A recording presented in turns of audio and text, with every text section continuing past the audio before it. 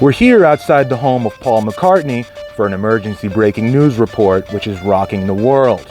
For the better part of a century, the Beatles have been thought to be one of the greatest bands in history, going as far back as the Stones Age. But new information challenges that legacy forever. The revelation emerged on the social media platform Face Boak in a 3:41 p.m. post by John Comment, an esteemed 41-year-old bass player for a suburban St. Louis cover band, when he publicly made the truth known. The Beatles are not, in fact, a good band. On the contrary, they are a very bad band, with not a single good song. This sent shockwaves through the ranks of listeners who had thought they liked the so-called Fab Four and that they had touched millions of lives, but now realized this opinion was provably wrong. For those under this, as we now know, mistaken impression, this spells despair, even panic.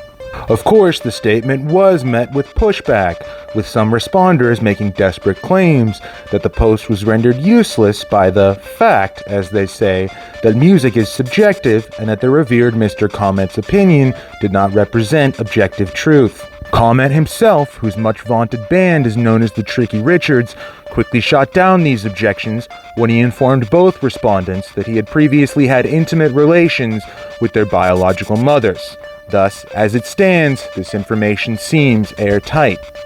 And the UN is expected to update their guidelines. Any radio station caught playing a Beatles song can and will be charged with aggravated terrorism. Liverpool, England, where the Beatles began their lie, has descended into chaos. Now, this footage wasn't taken today, just an ordinary Thursday morning, so you can only imagine the carnage breaking out now.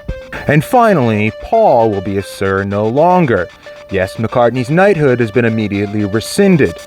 Surprisingly, sources close to the Beatles say he feels a weight off his shoulders, with one anonymous informant saying he's glad he no longer has to pretend to be even a passable musician. However, seeing him through this window, he does look sad. The world is thanking the lauded middle-aged John Comment, who knows the pentatonic scale in every key, for gracing us with another universal truth. For WFRLOL News, I'm Tybon Strigerto. See you next Monday for a report on a new study that shows conclusively, no, a little help from one's friends has no correlation with getting by. For now, we wish you an easy day's night. Tybon, signing off.